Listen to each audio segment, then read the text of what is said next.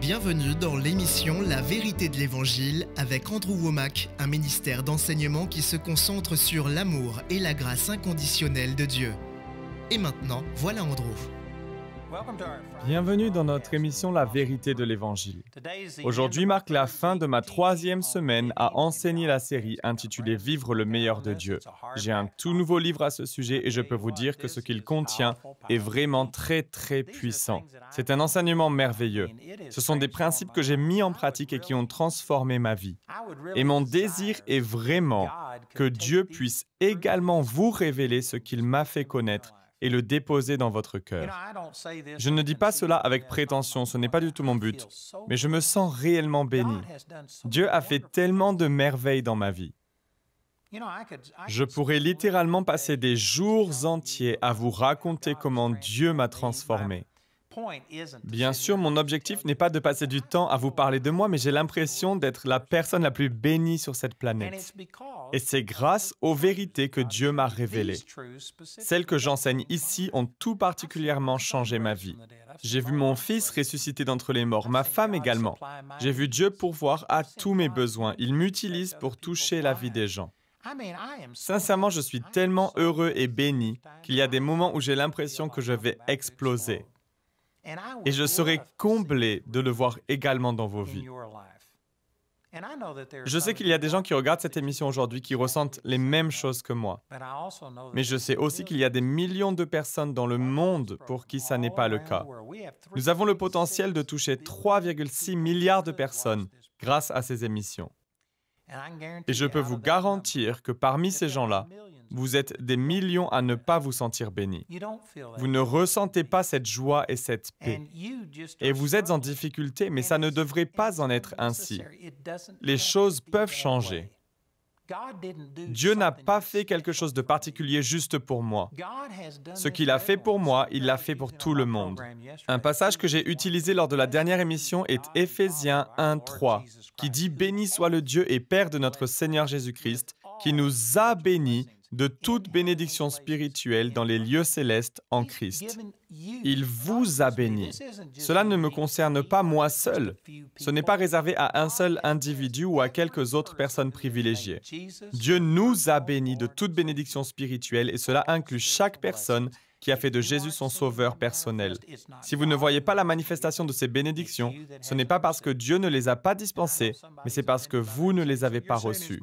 Je sais que certains sont offensés par mes propos, ils pensent « mais tu es en train de dire que c'est de ma faute ?» Eh bien oui, c'est exactement ce que je dis, mais je ne le dis pas pour vous condamner, mais pour contrer notre ignorance. J'ai également lu un passage dans 2 Pierre chapitre 1 verset 3, où il est écrit que sa divine puissance nous a donné tout ce qui est nécessaire à la vie et à la piété en nous faisant connaître celui qui nous a appelés par sa propre gloire et par sa force. Il nous a donné tout ce qui est nécessaire en nous faisant connaître celui qui nous a appelés par sa propre gloire et par sa force.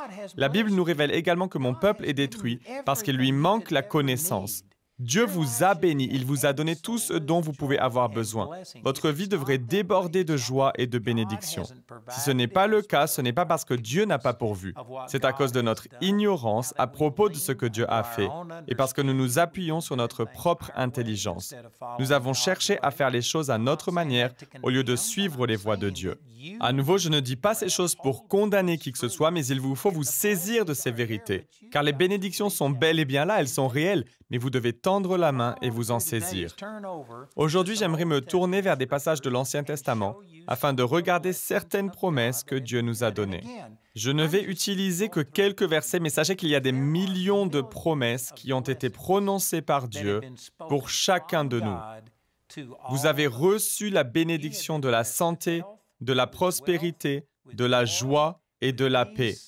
L'amour, la joie, la paix, la patience, la bonté, la bienveillance, la foi, la douceur, la maîtrise de soi. Galates 5, 22. Vous êtes bénis dans tous les domaines, mais vous devez le comprendre. Vous devez connaître ce qui vous appartient. Il vous faut tendre la main et parfois vous devez vous battre parce que le diable peut s'opposer à vous. Vous résistez et essayez de vous convaincre que la bénédiction de Dieu n'est pas pour vous. Mais Dieu vous a béni et si vous vous en saisissez, Satan ne peut rien y faire. La seule chose qu'il puisse tenter est de vous décourager et de vous amener à limiter ou stopper vous-même la bénédiction. Il veut vous amener à cesser de croire. Regardez ces versets dans Deutéronome chapitre 28, verset 1, où il est écrit « Mais si tu écoutes la voix du Seigneur ton Dieu en gardant et en observant toutes ces ordonnances que je te prescris aujourd'hui, le Seigneur ton Dieu t'élèvera au-dessus de toutes les nations qui vivent sur la terre. Toutes ces bénédictions se répandront sur toi et tu en seras comblé, pourvu néanmoins que tu obéisses à ces préceptes. » J'aime vraiment beaucoup la façon dont cela est exprimé. En d'autres mots, les bénédictions ne vont pas simplement se répandre sur vous, mais vous en serez comblés. Cela signifie que vous ne pouvez pas leur échapper, elles vont vous submerger. C'est comme un tsunami. Vous ne pourrez pas y échapper. La bénédiction de Dieu vous poursuit. Et je sais qu'il y en a parmi vous qui avez le sentiment que la bénédiction de Dieu est à des millions de kilomètres, mais ce n'est pas le cas.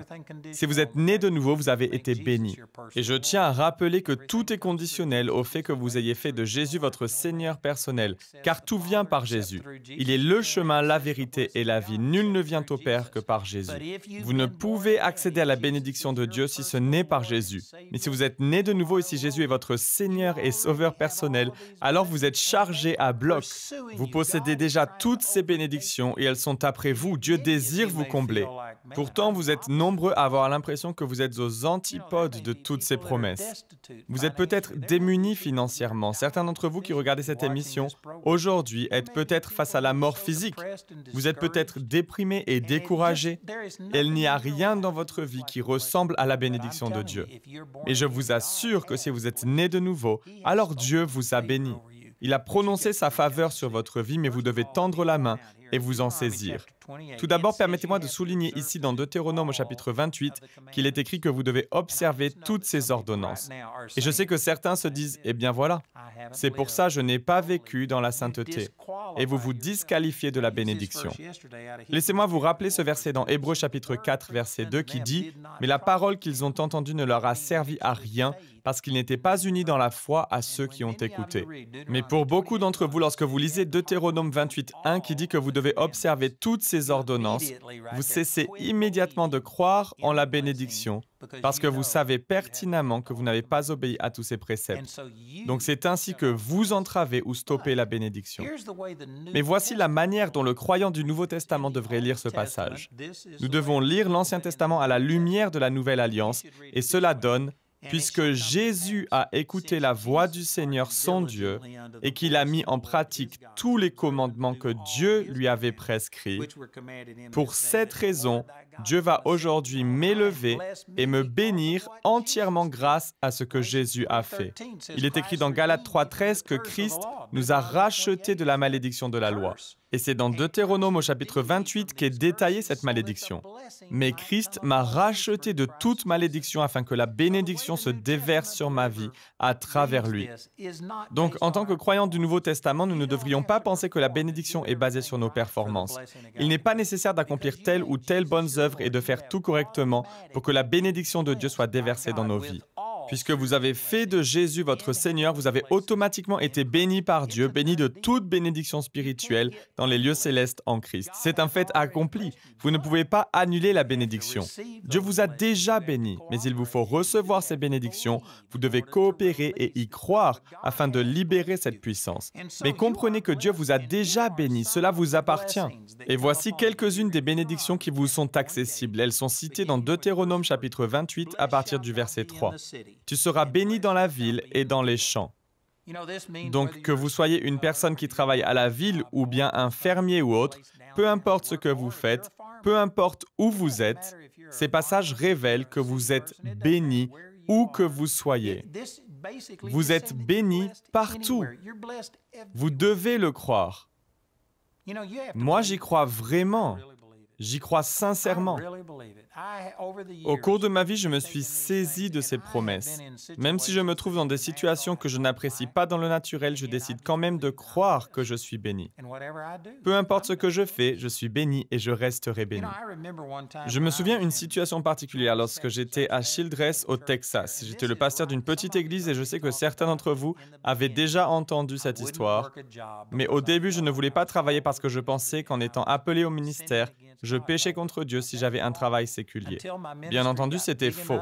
Tant que mon ministère était de petite taille et ne me permettait pas de subvenir à mes besoins, j'aurais dû construire des tentes comme Paul l'a fait. Mais à l'époque, c'était ma façon de penser. Lorsque j'étais à Childress au Texas, ce raisonnement était en train d'évoluer. J'étais épuisé d'être dans le manque constant. Pendant 3 ou 4 années, nous avions tout le temps faim. Bref, pour faire court, je devais rembourser le crédit sur notre maison.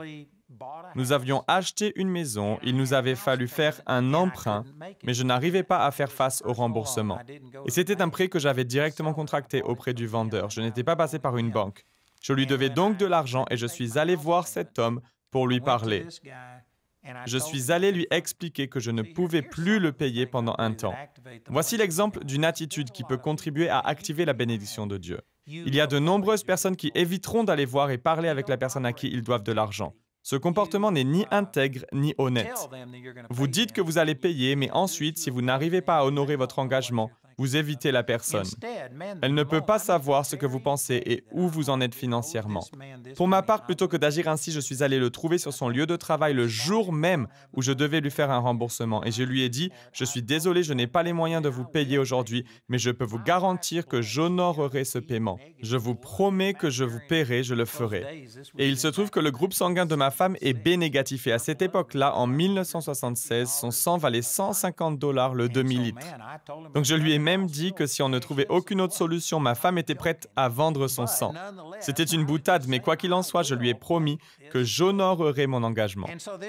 Et cet homme était le propriétaire d'un studio de photographie. Et il m'a dit, eh bien, je vais vous donner l'opportunité de travailler chez moi afin de rembourser votre dette. Comme je vous le disais, c'était à l'époque où je pensais que je devais travailler à temps plein dans le ministère et ne pas avoir de travail séculier, alors que nous n'avions pas beaucoup de membres dans l'Église. Mais je ne pouvais bien sûr pas répondre à la personne à qui je devais de l'argent, que je n'allais pas travailler pour rembourser ce que je devais.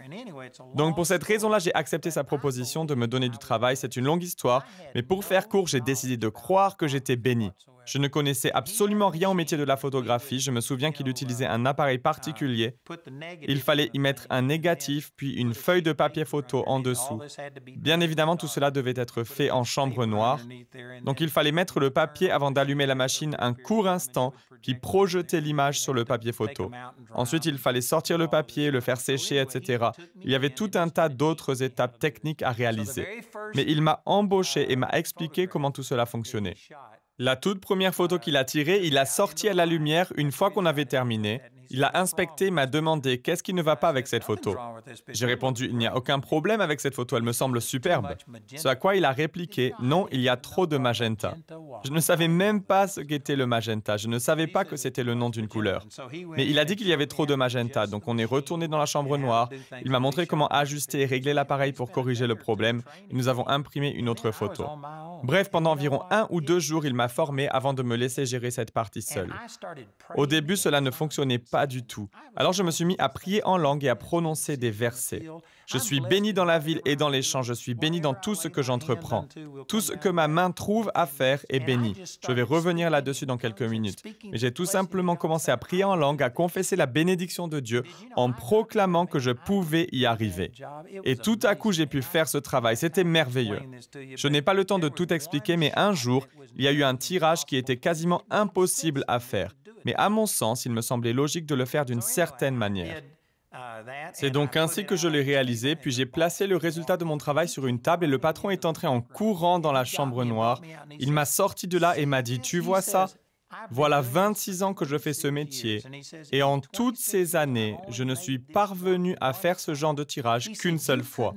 Tu serais incapable de le refaire même si ta vie en dépendait. » Je lui ai répondu « Ah oui ?» et je l'ai emmené dans la pièce d'à côté où il y avait une quinzaine de tables avec des centaines de photos que j'avais tirées grâce à cette méthode particulière. Il a regardé mon travail et il m'a dit « Je ne sais pas comment tu y arrives, mais ne change rien, continue. » Et mon patron avait décroché le contrat officiel de photographie pour tous les lycées. Il avait pris des clichés dans toutes les écoles du coin, mais l'employé qui lui développait ces photos avait démissionné et à cause de cela, il avait pris beaucoup de retard. Il ne pouvait pas livrer à temps et s'il ne terminait pas cette commande, il n'allait pas être payé et son entreprise aurait sans doute fait faillite. Mais lorsque je suis arrivé, j'ai fait des centaines et des centaines de tirages de ces photos de lycée et je suis parvenu à les imprimer dans les délais. On peut considérer que j'ai sauvé son entreprise et il est venu me voir en m'avouant qu'il ne comprenait pas comment j'avais fait. Puis il m'a proposé de me céder 50% de son entreprise. Cela représentait sans doute plusieurs milliers, peut-être même des dizaines de milliers de dollars. Et il me faisait une proposition d'affaires. Mais j'ai dû refuser en lui disant que Dieu m'avait appelé au ministère et que je ne pouvais pas donner tout mon temps à la photographie. J'ai dû décliner son offre et c'est à ce moment-là que nous avons déménagé à Pritchett, dans le Colorado. C'est aussi à cette époque que mon ministère a connu une croissance fulgurante et que j'ai pu m'y consacrer à plein temps. Je partage tout cela pour vous montrer l'importance de croire en la bénédiction. Je croyais que j'étais béni. D'ailleurs, lorsque j'ai démissionné et que je me préparais à déménager dans le Colorado, il a trouvé un autre employé pour me remplacer et il a voulu que je le forme. Et pour la petite histoire, j'ai emmené son nouvel assistant dans la chambre noire, nous avons imprimé une photo. Ensuite, on est sorti à la lumière et je lui ai demandé « Qu'est-ce qui ne va pas avec ce cliché ?» Il a répondu « Elle est très bien cette photo, elle me semble parfaite. » Ce à quoi j'ai rétorqué « Non, il y a trop de magenta. » J'avais attendu longtemps de prononcer cette phrase. Du coup, j'ai commencé à le former, à lui apprendre comment tout ajuster, comment faire le travail que je faisais et ça le dépassait complètement. Il m'a demandé comment je savais apporter tous les réglages nécessaires pour produire ce genre de tirage. Je lui ai répondu que pour être très honnête, je ne le savais pas de manière intellectuelle, mais je lui ai dit que je priais en langue et que Dieu me révélait comment faire. Il m'a regardé avec un air paniqué et m'a répondu « Je ne parle pas en langue, qu'est-ce que je dois faire ?» Du coup, j'ai proposé de prier pour qu'il soit baptisé dans le Saint-Esprit et de lui apprendre à prier en langue. Mais à part ça, je lui ai dit que je ne savais pas comment j'allais pouvoir l'aider. Je l'ai formé au mieux de mes capacités et je suis parti. Tout ça pour dire que j'ai cru que j'étais béni et grâce à cela, Dieu m'a promu. J'aurais pu être le propriétaire de 50% de la valeur totale de cette entreprise et je crois sincèrement que c'est tout ce que j'explique ici qui fait que tout ce que j'entreprends avec mes mains est béni. Revenons-en maintenant aux Écritures. Dans Deutéronome chapitre 28, verset 3, on a vu qu'il était écrit que vous serez bénis dans la ville et dans les champs. Le verset 4 dit « Tes enfants, le produit de ton sol, les portées de tes troupeaux, de ton gros et de ton petit bétail, tout cela sera béni. » Bien sûr, ces promesses ont été faites à des agriculteurs et ce dont il est question était vraiment très important pour eux. Cela signifiait que leurs animaux seraient bénis, qu'ils auraient des petits, qu'ils allaient se multiplier, ce qui représentait l'argent et la croissance. Nous pouvons lire ces choses et passer complètement à côté de leur signification aujourd'hui parce qu'une grande majorité d'entre vous qui regardez cette émission n'êtes pas dans l'agriculture, mais les mêmes principes s'appliquent à chacun de nous. Cela pourrait s'appliquer à vos animaux de compagnie, qu'ils sont bénis. Vos animaux de compagnie n'ont pas à souffrir de tout un tas de maladies et de problèmes. Ils sont bénis. Puis, il est question du produit de ton sol. Je me souviens de mes débuts dans le ministère. Comme je vous le disais au tout début, nous avions tout le temps faim. Nous étions en difficulté et c'est grâce à ma mère que nous ne sommes pas morts de faim. Elle ne le savait pas, mais parfois elle m'invitait chez elle pour un repas et pour que je fasse certaines tâches dans la maison. Et j'emmenais Jamie pour qu'elle puisse aussi manger. Et afin de la bénir, je tondais son gazon et je faisais d'autres petites tâches. Cette maison où j'ai grandi avait 23 pacaniers dans le jardin. Certaines personnes les appellent aussi des noyers de pécan, mais vraiment peu importe. Nous en avions 23 chez nous, et lorsque mon père était encore vivant, nous avions des récoltes d'environ 140 à 180 kilos de noix de pécan par an. On les décortiquait et on les vendait. Mais après le décès de mon père, ma mère ne s'occupait plus tellement des arbres. Et je me souviens qu'une année, les pacaniers ont eu des vers et nous n'en avons récolté que 20 kilos. Ces arbres étaient vraiment en mauvaise santé. Alors, lorsque je venais tondre son gazon, en me basant sur ce passage des Écritures dans Deutéronome 28, 4, « Béni sera le produit de ton sol », je passais délibérément autour de ces arbres et lorsque je tondais autour des troncs des pacaniers, je m'adressais à eux en disant « Vous êtes bénis ». Et je parlais aux vers, je les maudissais, je leur ordonnais de mourir et je déclarais que nous étions bénis et que nous allions voir une énorme récolte. Cette année-là, nous avons récolté près de 270 kilos de noix de pécan, alors que l'année précédente, nous n'en avions récolté que 20 kilos. Et c'est parce que j'avais béni ces arbres. Je sais qu'il y en a parmi vous qui ne croyez pas que ce soit possible. Eh bien, ça ne vous arrivera pas. Mais la vérité est que vous avez été bénis. Le produit de votre sol a été béni, votre jardin, vos récoltes, vos fleurs, votre herbe. Peu importe ce que vous avez, tout cela est béni. Mais vous devez le croire afin de le voir se manifester. Vous êtes béni. Tout est béni.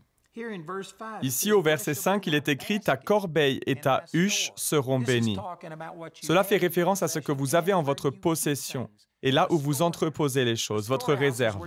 La réserve est l'endroit où vous conservez le surplus.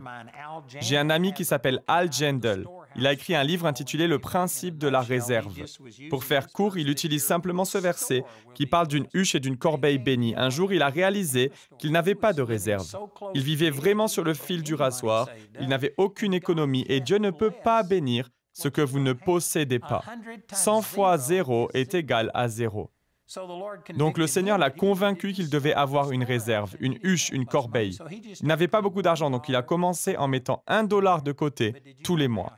Et aujourd'hui, il vit dans la région de Houston, au Texas, et il a des terres, je ne sais plus exactement combien, mais peut-être une centaine d'hectares.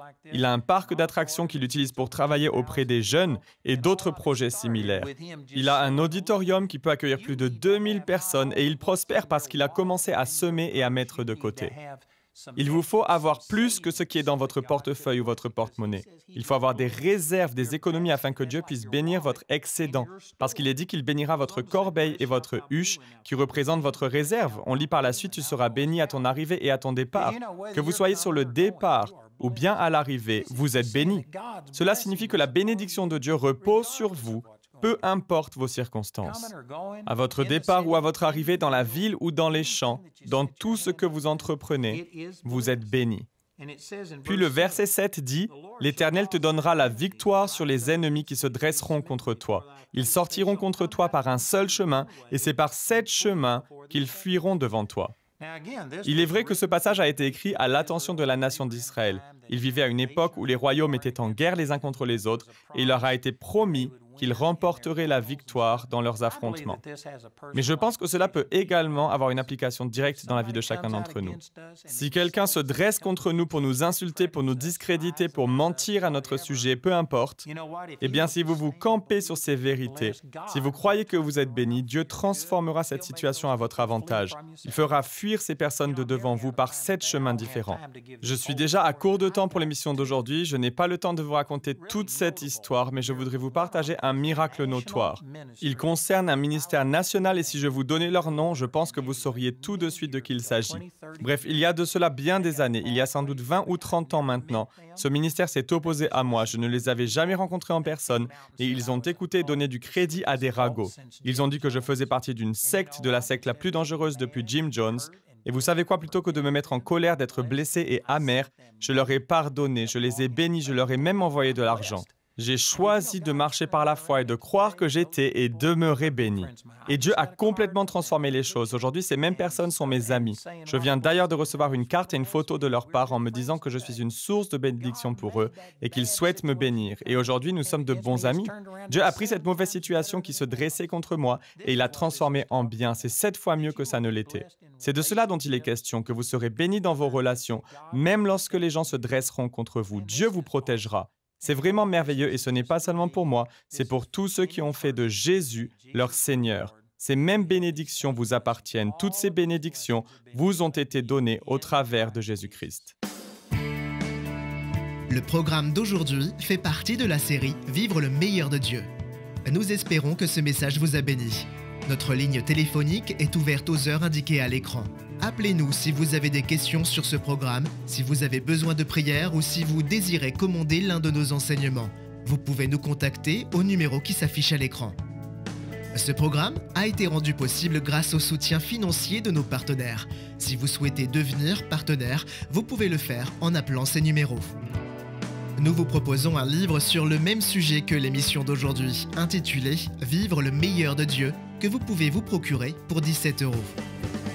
Les 30 émissions de cette série sont disponibles en DVD pour 22 €.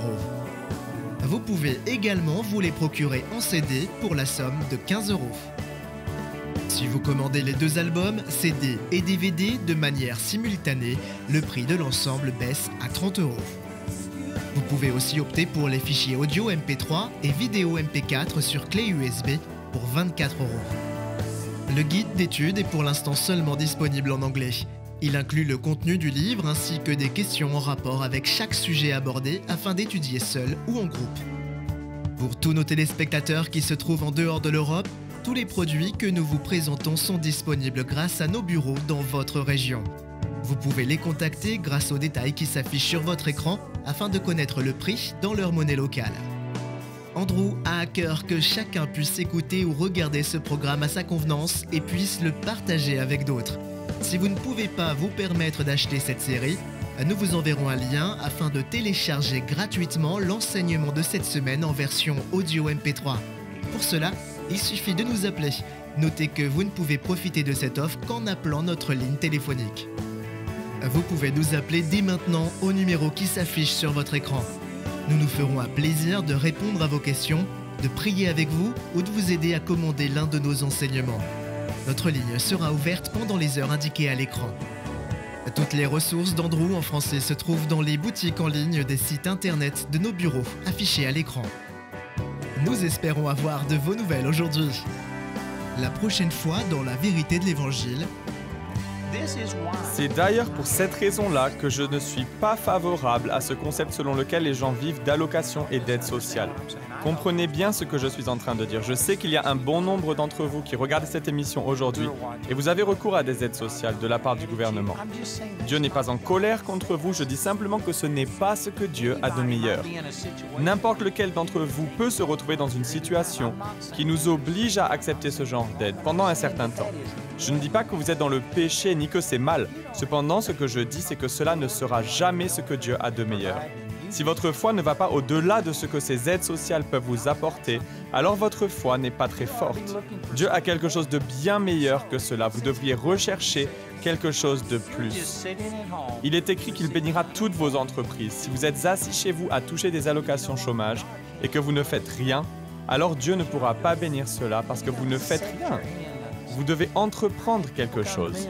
À plusieurs reprises, des personnes sont venues me voir en me disant « Je gagne mieux ma vie en touchant des allocations chômage qu'en allant travailler à McDonald's ou bien à l'accueil du supermarché du coin. » Je suis d'accord que c'est sans doute vrai.